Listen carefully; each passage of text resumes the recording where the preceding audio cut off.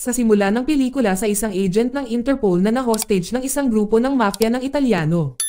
Sa sandaling iyon gusto ng mafia na ibunyag ng agent ang kinaroroonan ng kanyang kasamahan na nang ahas na linlangan sila. Gayunpaman ay tumanggi ang agent na ibunyag ang impormasyon. Dahil dito nadismaya ang amo ng mafia na nagngangalang Silvio at puputulan niya ang daliri ng agent. Habang sinasabing patuloy niyang pahihirapan ang agent.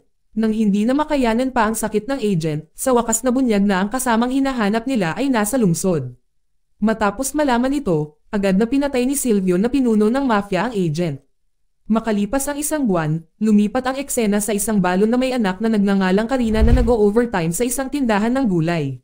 Si Karina ay isang dating adik na matagumpay na nalampasan ang kanyang adiksyon. Makalipas ang ilang sandali si Karina ay nakatanggap ng tawag mula sa isang kaibigan na dati ring adik katulad niya. Ipinaliwanag ng kanyang kaibigan na siya ay hinaharas ng isang dealer para sa mga utang mula sa nakaraan. Nang marinig ito ay hiniling ni Karina sa kanyang kaibigan na maghintay. Dahil siya ay darating at walang pag-aalinlangan ay umalis siya sa kanyang overtime na trabaho at nagmamadaling pumunta sa lokasyon. Pagdating ni Karina, nakita ni Karina ang kanyang kaibigan sa isang balisan na sitwasyon at pinapakalma niya ito. Hindi nagtagal dumating ang isang dealer na nagngangalang Charles. Humihingi siya ng kabayaran para sa nakaraang mga utang. Sinabi rin nito na lumaki na ang interes dahil sa napakatagal na ito. Nang marinig ito ni Karina desperado na sinubukang tulungan ang kanyang kaibigan. Ngunit kulang ang kanilang pera, kaya nag-aatubili na ibinigay ni Karina ang singsing ng kanyang ina kay Charles. Sa huli pumayag si Charles na palayain ang kaibigan ni Karina. Labis na nagpapasalamat sa kanyang tulong. Pagkatapos noon ay nagpaalam si Karina at bumalik sa tindahan ng gulay upang tapusin ang kanyang trabaho. Pagbalik niya sa tindahan ng gulay ay mabilis na natapos ni Karina ang kanyang mga gawain na kinabibilangan ng pamimili at pagbabalot ng mga gulay. Makalipas ang ilang sandali ay nakatanggap siya ng tawag mula sa kanyang anak na babae na nagpaplanong bisitahin siya. Ang kanyang anak ay nakatira sa dating asawa ni Karina at ngayon ay gustong makita ang kanyang ina. Sa sandaling iyon binanggit din ng kanyang anak na darating siya sa airport bandang 5 AM at umaasa na hindi mahuhuli si Karina na sunduin siya. Nang marinig ito ipinangako ni Karina na nasa airport na siya bago mag 5 AM makalipas ang ilang oras habang nagtatapon ng basura si Karina ay hindi sinasadyang nasaksihan niya ang isang magnanakaw na nasangkot sa isang shootout. Dahil sa ayaw niyang makisali mabilis na sumakay si Karina sa kanyang sasakyan at mabilis na umalis sa lugar.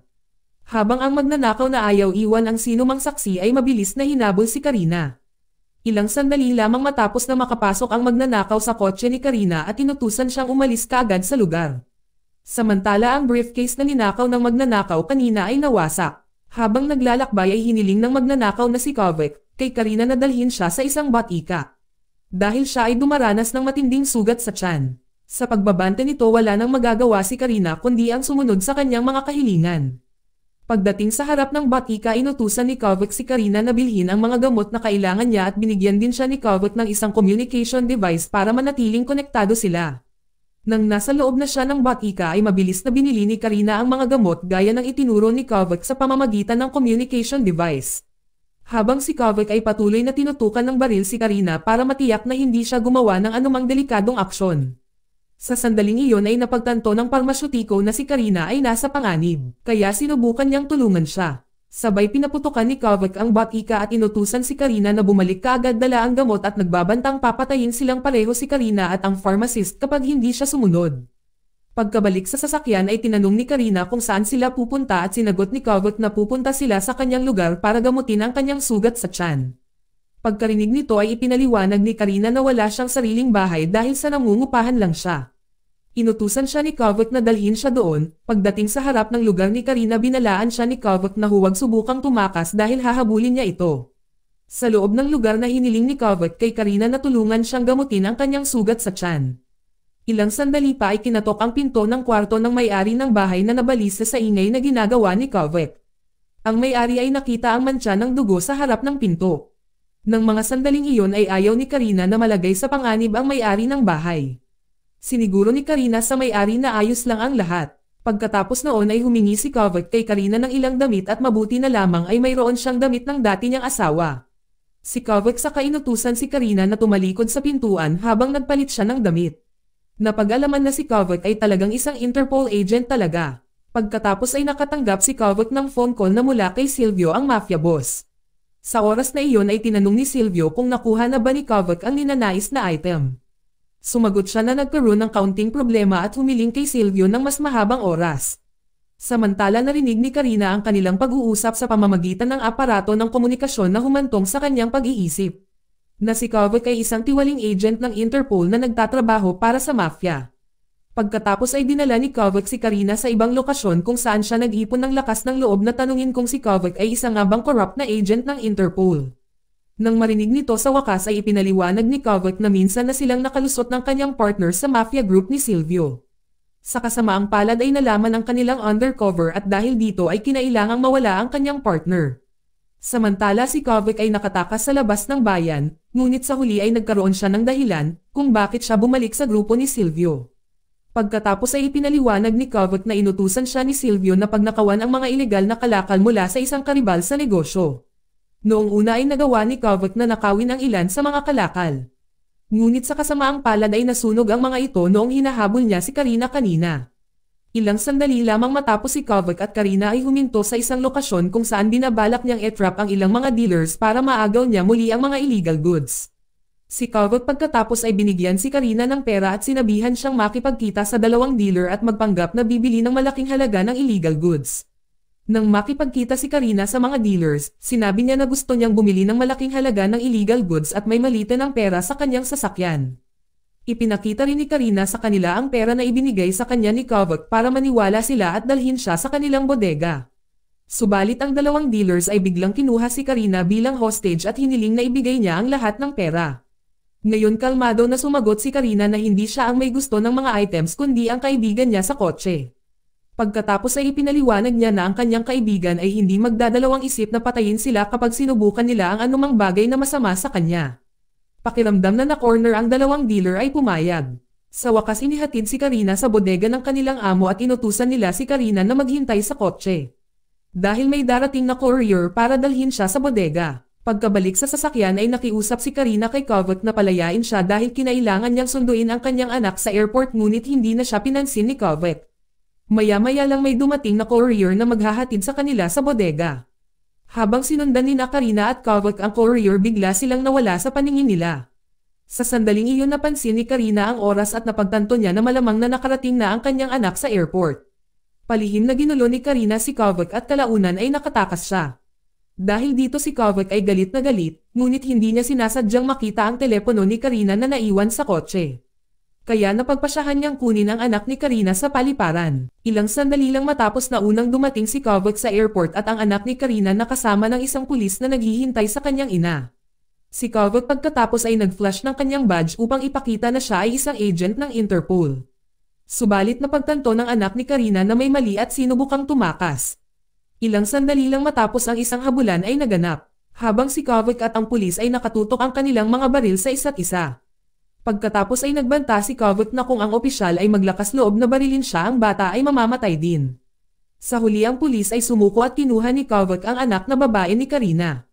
Sa panahon ng paglalakbay tinanong ng anak ni Karina na nagngangalang Lucy kung bakit kinuha siya ni Kovac. Ipinaliwanag niya na kung gusto ni Kovac ng pera ay maling tao ang kinuha niya dahil walang pera ang kanyang ina.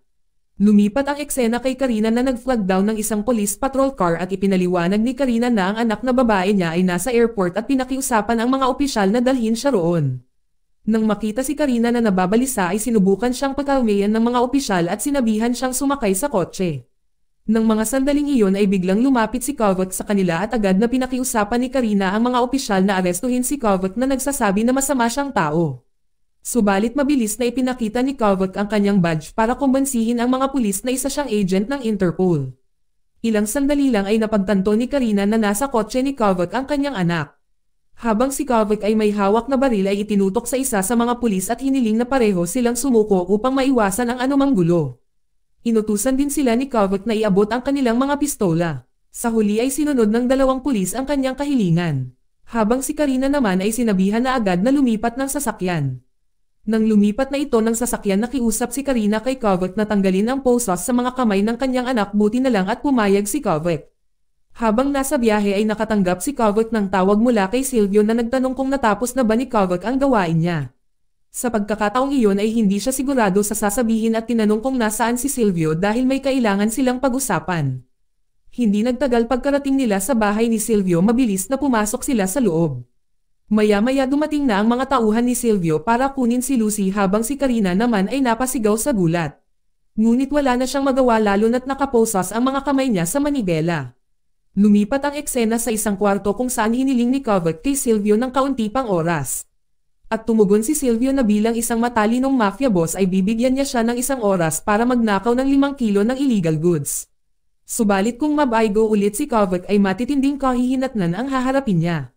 Pagkatapos ay bumalik si Kovac sa sasakyan at agad na tinanong ni Karina kung nasaan ang kanyang anak. Ipinaliwanag kay Karina na binigyan siya ni Silvio ng 1 oras lamang upang magnakaw muli ng mga illegal na goods at kung siya ay mahuhuli ay papatayin si Lucy. Nang marinig itong si Karina ay galit na isinali ni Kovac ang kanyang anak sa kanyang mga problema. Pagkatapos ay nabunyag na ang dahilan kung bakit si Kovac ay sumusunod sa lahat sa mga utos ni Silvio ay dahil na hostage din niya ang sariling anak ni Kovac. Ibig sabihin ay parehong nasa panganib ang anak ni Kovac at si Lucy. Saka may naalala si Karina at pinakiusapan si Kovac na i-unlock ang kanyang mga posas at ibigay sa kanya ang kanyang telepono at tinawagan ni Karina si Charles, na dati ay kinuha ang kanyang singsing at nagkunwaring gustong bumili sa kanya ng goods. Maya-maya ay nakipagkita si Karina kay Charles at si Kovac ay sumulpat din mula sa likuran na may dalang baril. Nang hindi nag-aksaya ng oras si Kovac ay humingi ng maraming goods kung saan sumagot si Charles na siya at ang kanyang grupo ay kulang ang stock pero hindi siya naniwala. Sa huli napilitan si Charles na dalhin si Kovac at si Karina sa kanyang hideout. Samantala si Silvio na nagpapahinga habang sinusubaybayan ang mga anak ni Karina at Kovac. Sa pagkakataong iyon ay sinabi ni Silvio na nasa panganib ang kanilang buhay sa loob ng 1 oras. Kung hindi bumalik ang mga magulang nila dala ang mga goods na gusto niya ay sabay silang papatayin. Sa parehong oras si Kovac at Karina ay nakarating sa hideout ni Charles. Pagkapasok ni Charles ay bigla siyang pinatay ng isa sa mga tauhan niya. Pagkatapos noon ay naganap ang shootout sa pagitan ng mga kasama ni Charles at Karina at Kovac. Matapos ibagsak ang grupo ni Charles, hindi sinasadyang nakita ni Karina at Kovac ang isang babae na nagngangalang Emily na sinusubukang tumakas na may dalang malaking bag. Na humahantong sa isang habulan sa pagitan nila. Ilang sandali lamang nagawa ni Karina at Kovac na ma-corner si Emily, kung saan sinubukan ni Karina na pakalmayan si Emily sa pamamagitan ng pagsasabing hindi niya siya sasaktan. Matapos na mapakiusapan si Emily, ibinigay niya ang hawak niyang bag. Pagkatapos si Karina at Kovac ay ipinagpatuloy ang kanilang paglalakbay. Tiningnan ni Kovac ang bag at natuklasan na hindi ito naglalaman ng mga illegal na goods. Matapos nabanggitin ni Kovac na nauubusan na sila ng oras at imposibleng hanapin ang mga goods na gusto ni Silvio. Kaya ang tanging paraan upang mailigtas ang kanilang mga anak ay ang harapin siya. Hindi nagtagal pagkatapos makipag-ugnayan ni Kovac kay Silvio at sabihin sa kanya na nakuha niya ang mga goods na kailangan niya na nagudyok kay Silvio na utusan siyang pumunta sa isang bodega. Hiniling din ni Silvio na alisin ni Kovac si Karina. Maya-maya ay dumating si Kovac sa bodega kung saan hawak ni Silvio ang kanyang anak. Habang siya ay nakalabas sa kotse sinabi ni Kovac sa mga tauhan ni Silvio na ang mga goods ay nasa bag kasama na ang katawan ni Karina. Nang buksan ng mga tauhan ni Silvio ang bag upang tingnan, isang shootout ang biglang naganap. Sa oras ng kaguluhan sinabihan si Karina ni Kovac na huwag matakot dahil kakaunti lamang ang mga tauhan ni Silvio sa bodega. Pagkatapos na mapatamba ang mga tauhan ni Silvio na sina Karina at Kovac ay mabilis na hinanap si Silvio. Habang si Silvio ay nagtatangkang tumakas habang hawak ang mga anak ni Karina at Kovac bilang hostage. Kalaunan ay isa pang bar-ilan ang nangyari sa pagitan nila, kung saan nakiusap si Karina kay Silvio na palayain ang mga bata. Subalit sumagot si Silvio na ang iba pa niyang mga tauhan ay darating. Kaagad na isinakay ni Silvio ang mga bihag sa isang kotse. Sinubukan siyang habulin ni Kovac ngunit sa kasamaang palad ay binaril siya ni Silvio sa paniniwalang kaya niyang talunin si Karina. Habang si Karina ay napagtanto na nauubusan na siya ng bala.